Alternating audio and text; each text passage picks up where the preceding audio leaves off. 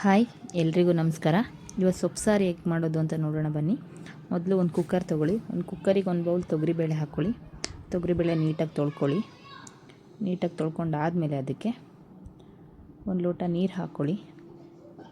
ಒಂದು ಲೋಟ ನೀರು ಹಾಕ್ಕೊಂಡು ಅದಕ್ಕೆ ಮುಂಚೆನೇ ನಾನು ಮೊಸಪ್ಪಿನ ಸೊಪ್ಪು ತೊಗೊಂಡು ಅದನ್ನು ನೀಟಾಗಿ ತೊಳೆದು ಒಂದು ಹಾಫ್ ಆನ್ ಅವರ್ ನೆನೆಸಿಟ್ಟಿದ್ದೆ. ಇವಾಗ ಅದಕ್ಕೆ ಹಸಿರು ಮೆಣಸಿನ್ಕಾಯಿ, ನಿಮ್ಮ ಖಾರಕ್ಕೆ ಎಷ್ಟು ಬೇಕೋ ಅಷ್ಟು, ಒಂದೆರಡು ಟೊಮೊಟೊ ಮತ್ತು ಈರುಳ್ಳಿ ಮತ್ತು ಬೆಳ್ಳುಳ್ಳಿ ಹಾಕ್ಕೊಂಡು ಒಂದು 2-3 ವಿಷಲ್ ಓಡಿಸ್ಕೊಂಡು ಕುಕ್ಕರ್ನ ಒಂದು 10 ನಿಮಿಷ ತಣ್ಣಗಾಕಿಬಿಟ್ಟು ಇವಾಗ ಬೇಯಿಸ್ಕೊಂಡಿರೋ ಸೊಪ್ಪು, ಹಸಿರು ಮೆಣಸಿನ್ಕಾಯಿ, ಈರುಳ್ಳಿ, ಬೆಳ್ಳುಳ್ಳಿ, ಟೊಮೊಟೊ, ಸ್ವಲ್ಪ ಕೆಳಗಿರೋ ತೊಗರಿಬೇಳೆ ತೊಗೊಂಡು ಒಂದು ಜಾರ್ಗೆ ಹಾಕ್ಕೊಂಡು ಸುಮ್ಮನೆ ಗರ್ರ ಅನಿಸಿದರೆ ಸಾಕು, ಜಾಸ್ತಿ ಹೊತ್ತು ರುಬ್ಬೋದು ಬೇಡ.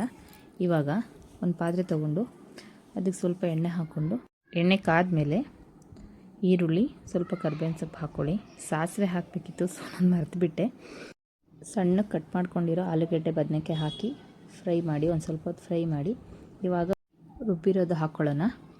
ರುಬ್ಬಿರೋದು ಹಾಕ್ಕೊಂಡಾದ್ಮೇಲೆ ಇವಾಗ ರುಚಿಗೆ ಎಷ್ಟು ಬೇಕಷ್ಟು ಉಪ್ಪು ಹಾಕ್ಕೊಂಡು ಮುಂಚೆನೇ ಒಂದು ಸ್ವಲ್ಪ ಬೇಳೆ ತೆಗೆದಿಟ್ಟಿದ್ವಲ್ಲ ಅದನ್ನು ಹಾಕಿ ಆದಮೇಲೆ ಇವಾಗ ಒಂದು 2-3 ಸ್ಪೂನ್ ಧನಿಯಾದ ಪುಡಿ ಹಾಕ್ಕೊಳ್ಳೋಣ. ಧನಿಯಾದ ಪುಡಿ ಹಾಕ್ಕೊಂಡು ನೀಟಾಗಿ ಫ್ರೈ ಮಾಡಿ ಒಂದು 10 ನಿಮಿಷ ಕುದಿಸಿದ್ರೆ ರೆಡಿ ಆಯಿತು ಸೊಪ್ಪು ಸಾರು. Thank you.